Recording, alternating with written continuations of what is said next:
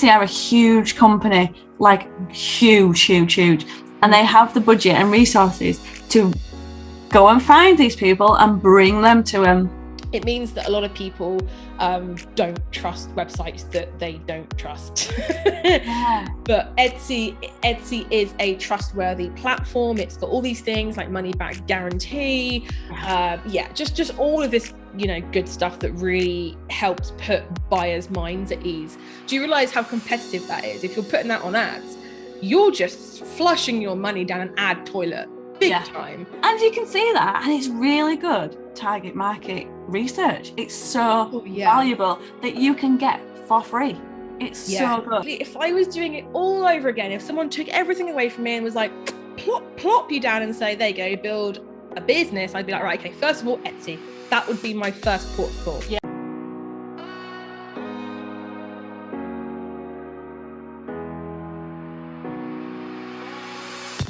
Welcome to the Handmade Bosses show. I'm Steph, and my mission is to help you start, run, and scale an online handmade business and build a creative life you love. I went from being in a 9-to-5 that I absolutely hated to running my 6-figure handmade business in less than a year. So bosses, let's help you get your amazing products out there and get the sales you deserve.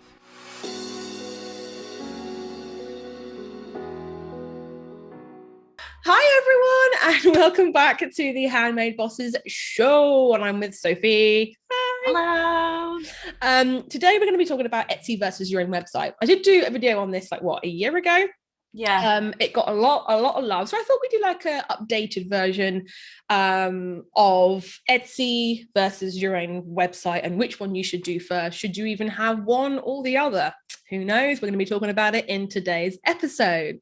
So for those that don't know, I actually had my own website before I had my Etsy shop, which a lot of people don't know. I am a Shopify fan. Shopify fan. Love it. I think it's great. I think it's probably the best e-com platform out there, to be quite frank. And that's a bold statement, but I love it. I've tried WordPress, I've tried Wix, I've tried Squarespace. They're all a little bit rubbish compared to Shopify. It's so easy, isn't it? It's so easy. It's all just click and drag, which I love. I love that.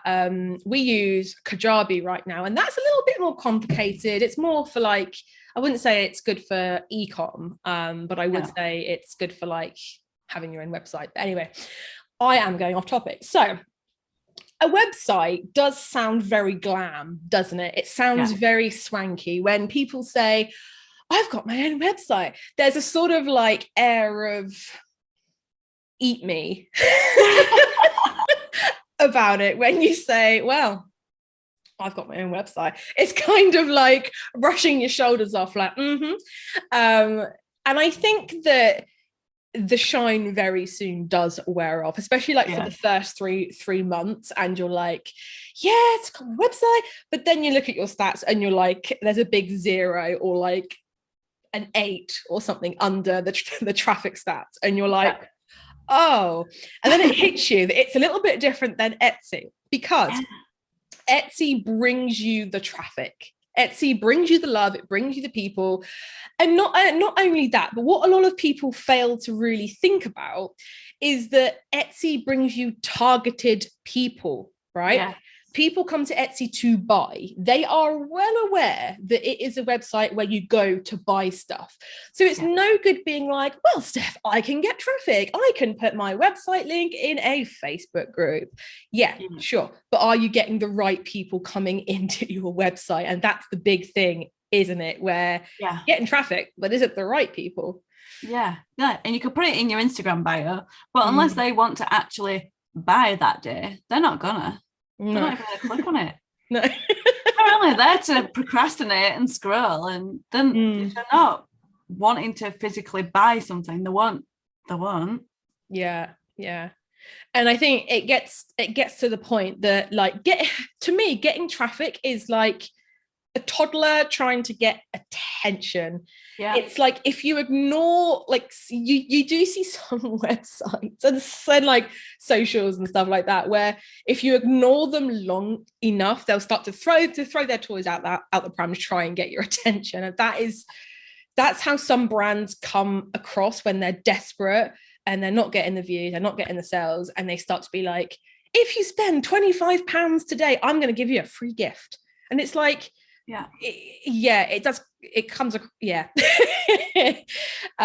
but no, it's there's two kinds of traffic, because a lot of people always say, well, Steph, it can't be impossible, like, to open up your own website and for it to do well, because obviously you've done it and there are people that have done it. And I'm not saying it is impossible, but you have to have basically your whole business like down first. You need to know your target market. You need to have your pricing right. You need to have your branding right.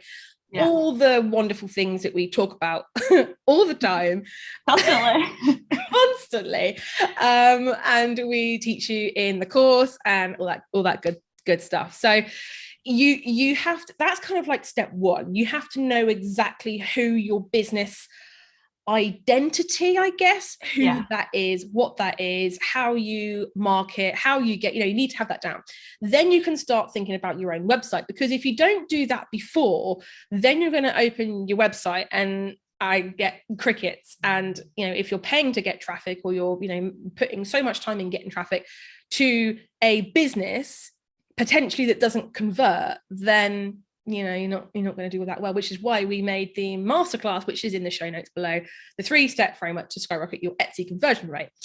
Off topic, but if it's there if you want it. So I feel like I'm taking over this episode. Poor Sophie cannot get a word in edgeways. I'm just giggling. We had a bit of fun before we hit record, and I'm still giggling. Etsy and having your own website is the two completely different things. Like, what do you always call it? Like a car and a boat? Yeah. Like, two forms of transport, but they're completely different. Yeah. It's like, technically you can get from A to B in a boat, but I mean, would you want to? Not on the road. No, it's like, it's completely different. And I do think you need to, but then again, you opened your website. But I think if I was starting out again, and I would recommend for somebody to start an Etsy shop before having a website. What would you do now, thinking back? Oh, I would do the same thing. It was a mistake, me having a website a year before I opened up my Etsy shop, because it was a year of wasted money. I talk a lot about like the mistakes that I've made and stuff like that. But I think the biggest one was doing Google AdWords. Which, if you don't know, was like the Google ads that you would get shown like on certain websites and on Google searches. You'd have like the ads and stuff like that. I turned those on, didn't set a cap. 2 days later, I'd spent £1,300 on Google AdWords. Yeah, and I was like, okay.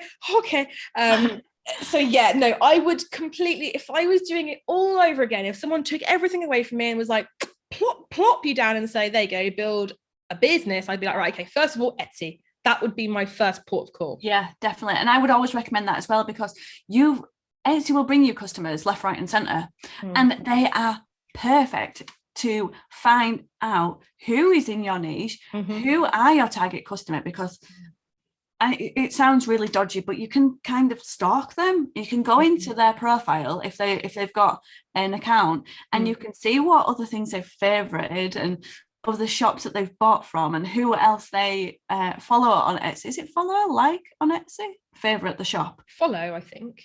Favorite, follow. They do something. They do something to a shop, and you can see that, and it's really good target market research. It's so valuable that you can get for free.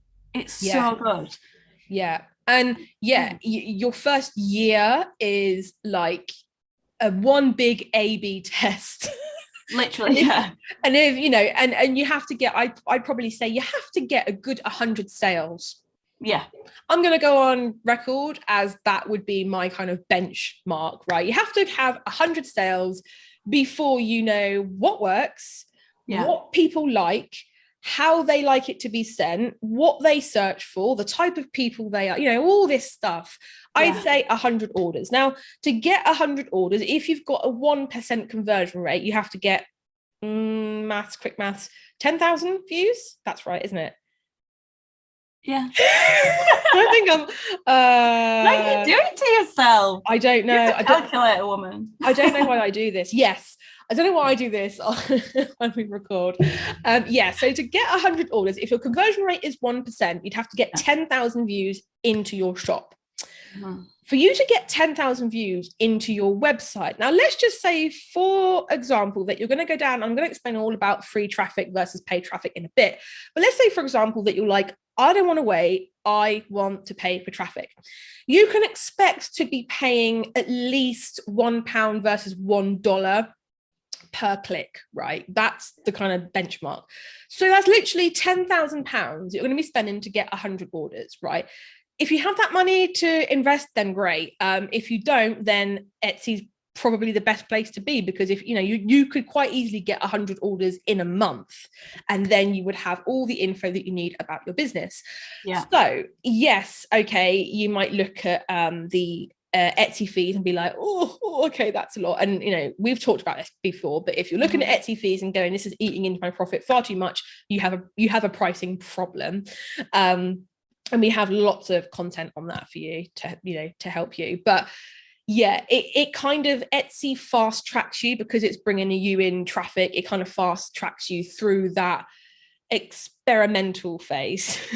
Yeah, it does. And it's kind of, you don't have to spend a lot of money to get that as well, because you are going to make mistakes in business. It's it's nailed on, but at least you can do it in a safe place that you're still going to get sales, and you're still going to,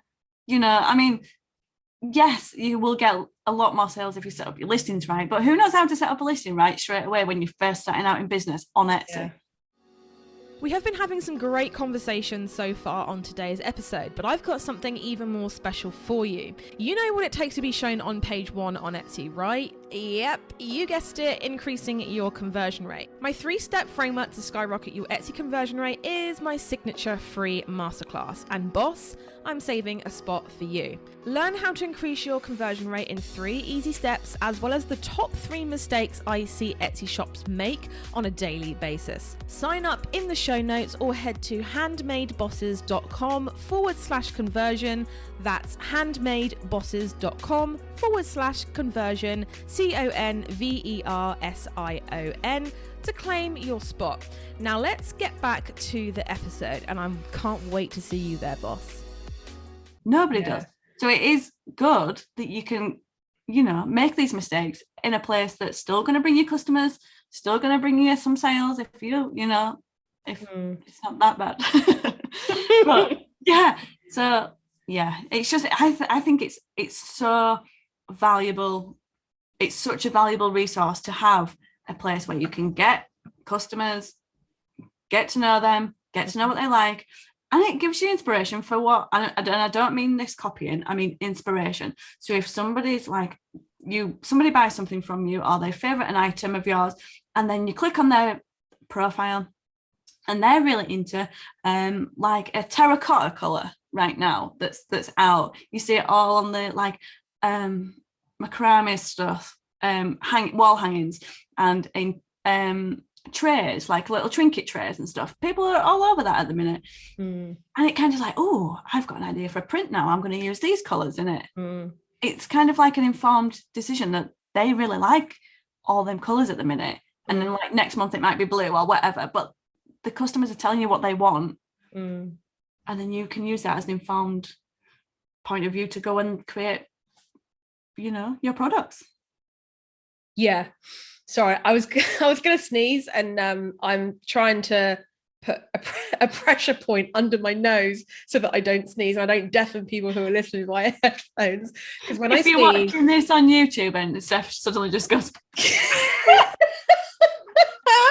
I'm not being weird, I promise. If you guys are ever gonna sneeze, press like under your nose. And my camera's gone really bright now.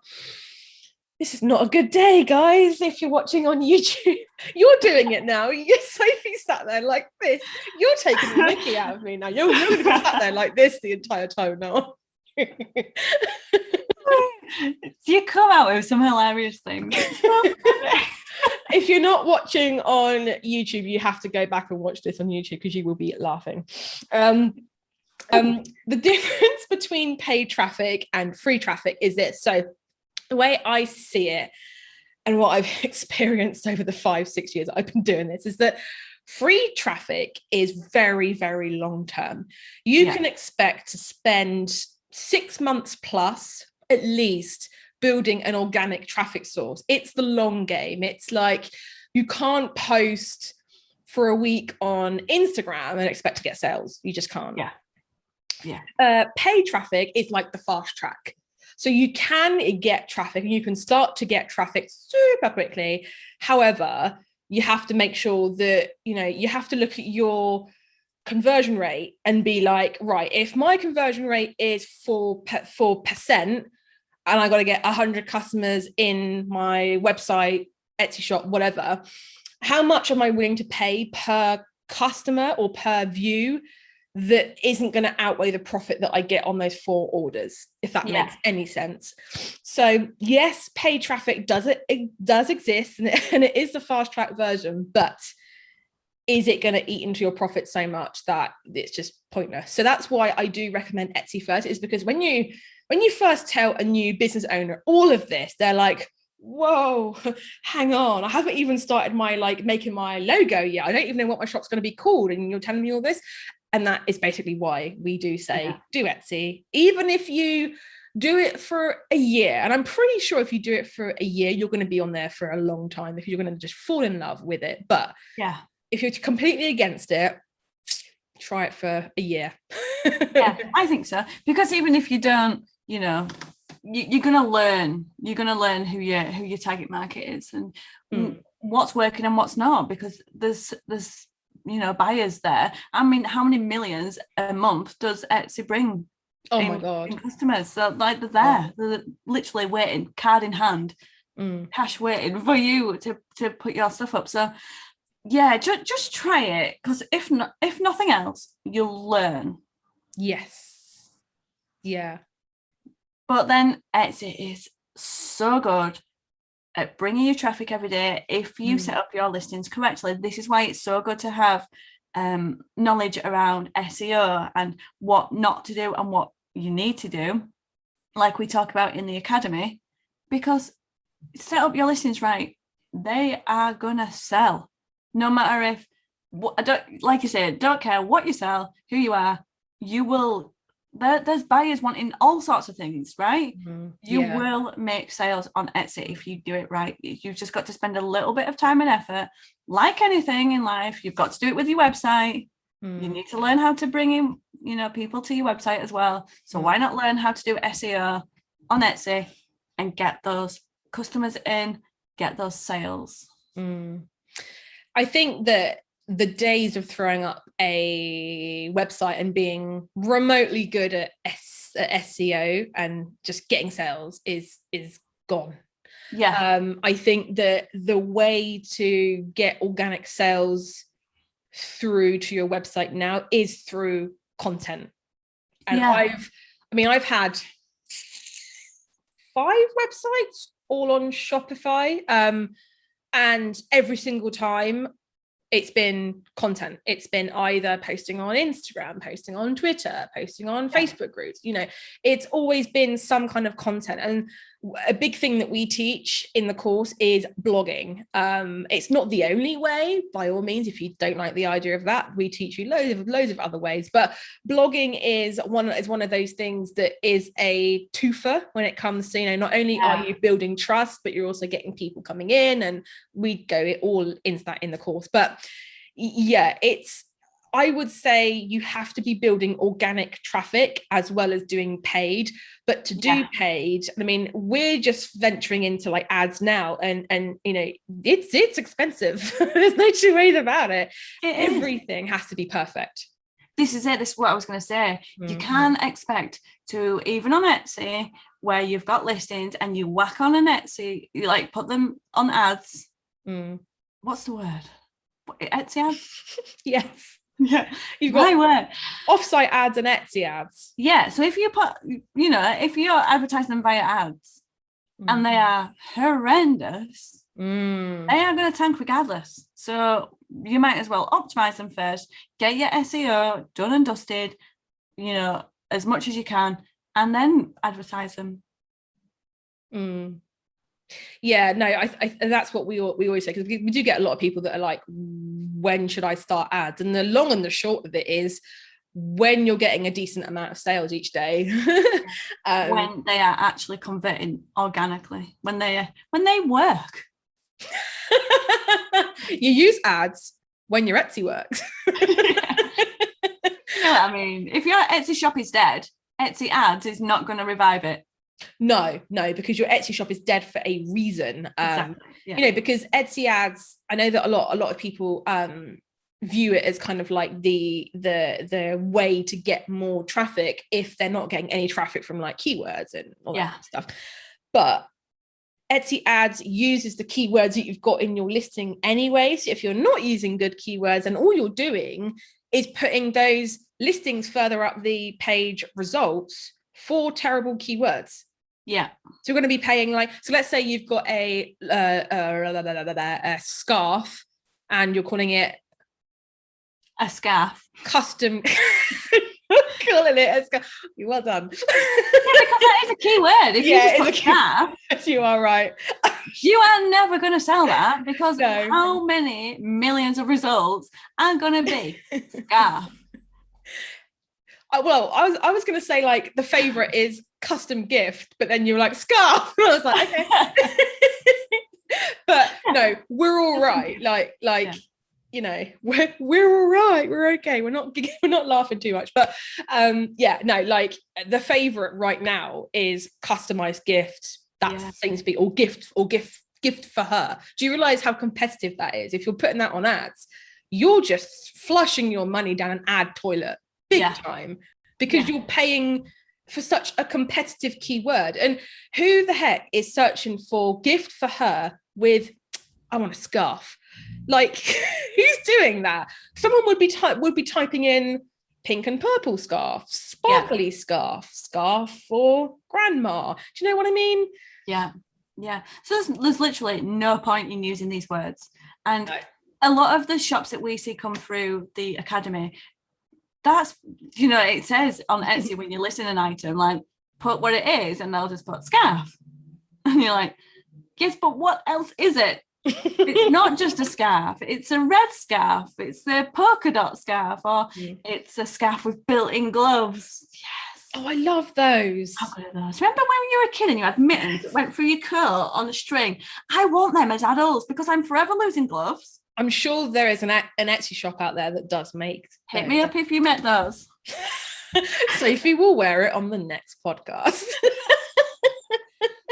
Dropped you in it now. I see I'm really terrible at knitting and sewing and stuff like that, so I can't make a pair of gloves into a thing with string. I don't even, what are they called? Gloves with string. You know what I mean? That goes through your coat. So if you take your gloves off, they just dangle. Yeah. You know what I mean? But what is there a word for them, or is it just glove holder? I don't know.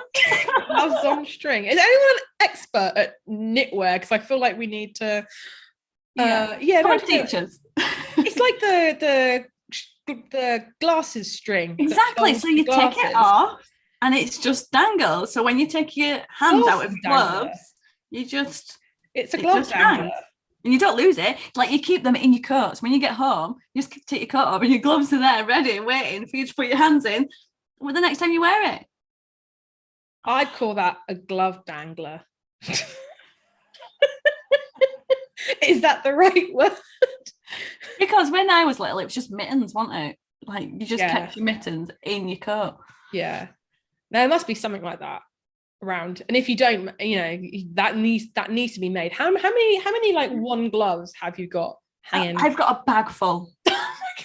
I have a bag downstairs by the front door that has got all of our winter hats, scarves, gloves, like little earmuff things, just everything in there, whacked in there. And then obviously in the winter we get it down and we use everything in it, but you can guarantee that there'll be like a Paw Patrol glove and a magic glove, and then there's me trying, like, because I had some really nice leather gloves, or like faux leather gloves, and they were fluffy inside and I loved them. And then like I've got none or I lose one. And I'm trying to fit on Charlie's magic glove and my other faux leather glove.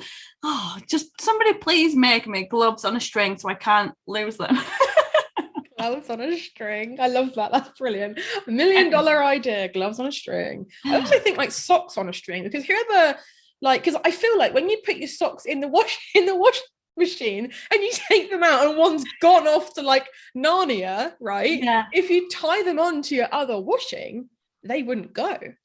Yeah. Where do they go? Where do they go? Where do they go? Can someone tell us where all the one socks go? Because actually, we did have a washing machine once when me and my other half first moved into our first home. We had this really old banged up washing machine that we got, that I think my nan had, then my mum had, then we had, and it started making this horrendous noise. And my dad like opened it up. My dad's really into like, he fixes anything. He takes everything apart and then put it. He got it, and there's about 5 socks just kind of wrapped around like motor, and this thing was still going. It's still going now. I don't know how it's, things aren't built how they used to be, but no, that's where socks go. Take the panel off of your washer and you'll find them probably. No one's got time for that. Got time. Socks on string.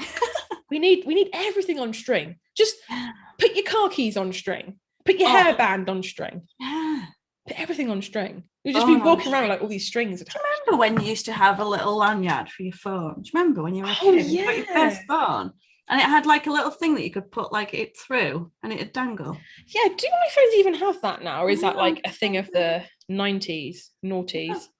Oh yes, look. What phone have you got? Hang on. It's an iPhone. What are you? XR? It's an iPhone. Mine's got that. Does that help you? Like the two. Well, to be fair, this is not my actual phone. I don't even take it out of the case because it will be grim. But this is a case. So my case does. Anyway. I'm really intrigued by that now. Can someone let us know, like, if they still have those little dangler things? I'm going to take it out of its case while it's not on camera. Oh my God. Is it horrendous? Yeah, I don't know how I'm still alive. It's nuclear. It's so gross. I'll put that back. It doesn't have a thing. No. Oh, it doesn't have a thing. Well, that's sad. I mean, I guess you can just put them on your bag. That's a way to put your danglers. We've talked a lot about danglers in this episode. I don't know what. Danglers on the brain. Not that sort of podcast, Steph. Not that sort of podcast. Okay, so the next point is that trust. Trust is a big thing. Yeah. Oh my goodness. Does everyone remember when like e-com was like a massive deal? I want to say like back in like 2005 when you had all of the Panorama, Watchdog, all of those kinds of programs that were like, oh, have you seen this website that took all these people's money? I've been scammed before. I'm sure we've all been scammed, But what's happened is it's left this bad taste of websites that you don't know. Now it's getting better now, depending on how you build your site and what you put on it and various like mindset triggers and all that kind of like good stuff. But it means that a lot of people don't trust websites that they don't trust. But Etsy is a trustworthy platform. It's got all these things like money back guarantee. Just all of this, good stuff that really helps put buyers' minds at ease.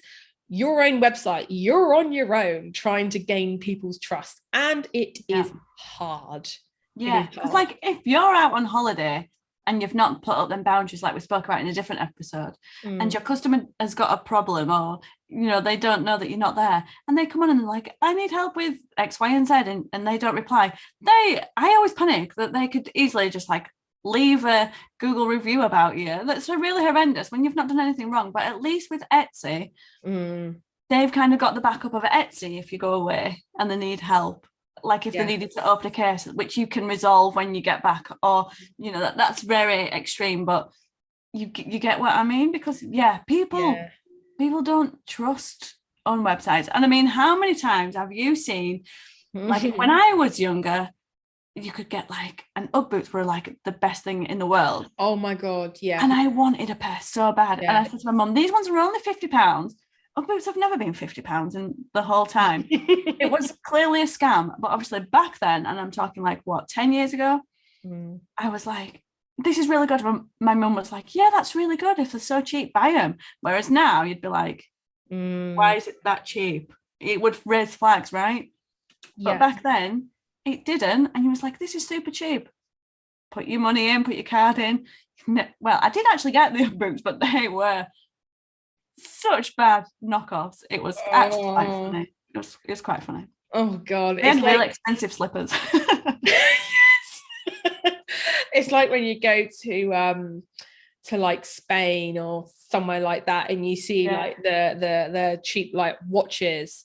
I bought a Rolex watch once because I was like, I didn't have a watch, and I was like, you know what, like, I didn't actually own a watch, and I was like, well, yes, it's a knockoff, but I'll get it, and I'll, I actually bought it because I worked at a high-end jewelers at the time, the one before the one I worked at before, 2 jobs ago, and I wanted to, because my manager, he had a proper Rolex, and we always used to laugh at him because he was always like rolling up his sleeve like, look at my Rolex. So I was like, I'm gonna buy a really good knockoff, and I'm gonna like do the exact same thing and see if he can tell the difference. He did, but the fact that it said relax gave it away.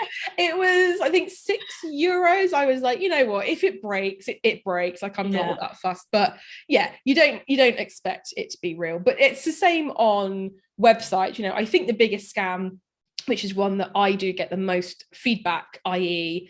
messages like, you will ship this out, won't you? Like, you won't scam. I think a lot of people it's not a worry of getting something and it won't be any good. It's getting anything at all. That's the biggest like worry for people. Yeah, because I actually did receive the Ugg boots. Yeah, but they were so terrible. But I kind of like, well, I've bought them now. I'll use them as slippers. Nobody will be able to, comment on my slippers. It'll be fine. But yeah, and I just think, isn't that really terrible that happens? And like my father-in-law is super old-fashioned. So if somebody tries, do you know, like a lot of scams lately where they'll say, oh, we'll send you this X amount of money if you just quickly take this survey. My father-in-law would do that, and his bank details and everything and his address and phone number would be completely gone because he's so gullible. I think as a younger generation now, we can kind of spot the signs and we'd be like, oh, delete. Whereas he'd be like, well, what's this? So it's hard. Yeah, no, it is hard. And trying to build that trust on your own website, like you are on your own, like you're completely on your own. Yes, Shopify does like help you with things, like there are apps you can get as like a trust picture that comes up on your listings, and the way the shops are laid out, it's obvious that it's kind of not a scam for people who are like our age that look at it and go, but you do still get people who are very cautious, even with things like emails and, let alone your card details and stuff like that. But you have to build trust, and it's not as easy as it is on Etsy. You do get more freedom on your own website to, build along a long term, like I said about the free traffic versus paid traffic. You do have more space to build free traffic platforms, like you can blog, you can do all that good stuff. But I would definitely say to start, because cash flow is the oxygen of any business. So if you've got a business and you've got your own website and you haven't got any orders, you haven't got a business, you've just got for the moment an expensive hobby.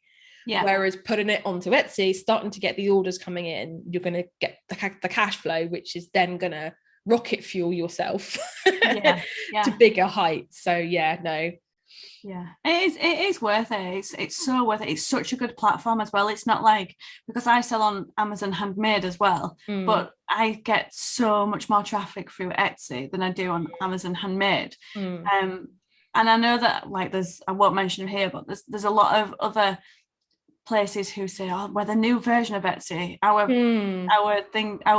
fees are super cheap, come and join us, and you join them, and then like you've not made a sale because they don't have any budget to market.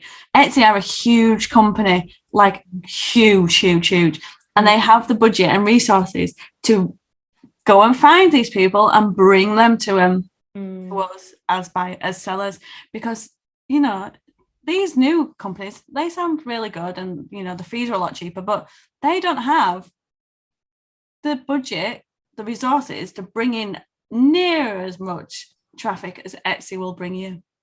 Just a no-brainer.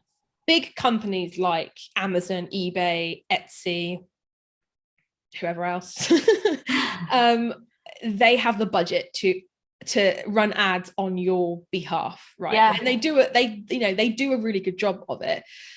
Yes, you get people that are like, Etsy's rubbish, Etsy's this, but when you've got a platform that's that big, you're gonna get people that don't like it for whatever reason. It's like, it's like if you have a friend that's on YouTube with like 20,000 people, and she comes to you and says, oh, I've just got a hate comment, the first thing that's going to pop into your head is, well, you're quite big, so yeah, you are going to get a hate comment. It's the same with platforms. All these new platforms that are coming on the market, I've seen ads for 3. I don't know how many ads you've seen, but they don't have, I mean, actually one of them had horrendous feedback when I looked into it.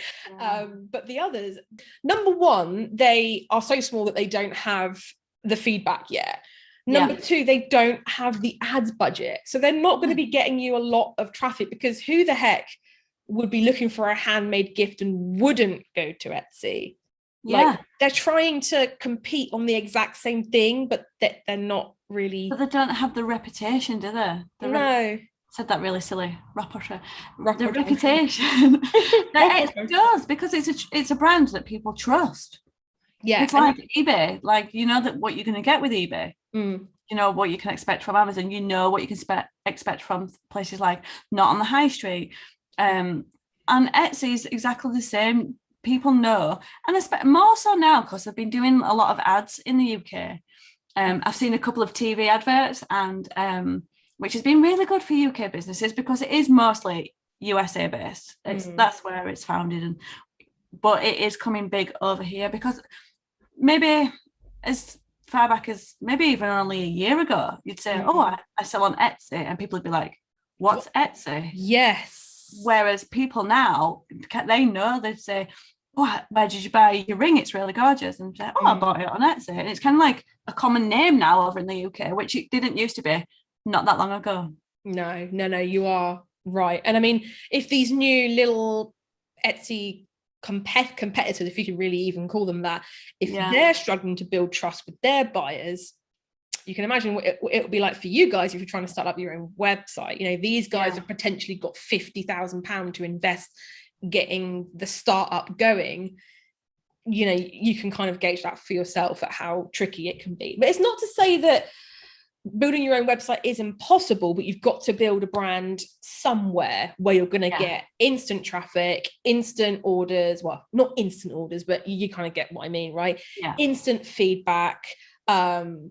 And I think Etsy is the perfect place to do that. I'd say if someone was to say to me, what would be your perfect first business year? I'd be like, do craft fairs, do like 2, 3, and do Etsy, because then you're covering all of your bases there, and you're getting feedback like one-to-one, face-to-face when you're doing like the craft fairs. And you're also getting online feedback. So as it always works out, things that sell well in person don't always sell well online. So then you can gauge and see, do you have 2 different target markets? Could you do with having 2 different shops? Or is it a case of you tried everything when you first started out, and now you need to like niche it down and streamline and get rid of it?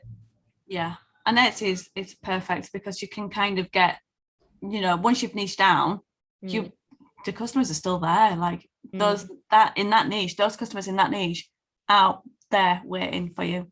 Exactly. So shall we wrap it up? Yeah, let's do it. So thank you for watching / listening wherever you've watched us from, if it's YouTube or on the podcast. Remember to follow us on your favorite podcast platform. Leave us a review, and don't forget to check the show notes below for a link to the Facebook group, our Instagram platform, which is at Handmade Bosses on both of those. And if you want to increase your Etsy conversion rate, we have a free webinar called The 3-Step System to Skyrocket Your Etsy Shop. And that is in the show notes below. So don't forget to leave us a review. Did I mention that? Leave us a review. Thank you. Do us all the things that make us happy. Do the things. That's going to be our new motto. Do the things. Do the things. And we will see you in the next episode. Bye. Bye, everyone.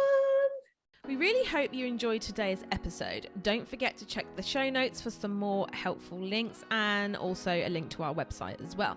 Also, you can watch the video version of this over on our YouTube channel. Don't forget to get your free spot on our masterclass, the 3-step framework to skyrocket your Etsy conversion rate at handmadebosses.com/conversion. That's handmadebosses.com/conversion. We would also love it if you could leave us a review on iTunes, as it really helps us to reach more bosses in need. Subscribe to the show and we will see you on the next episode.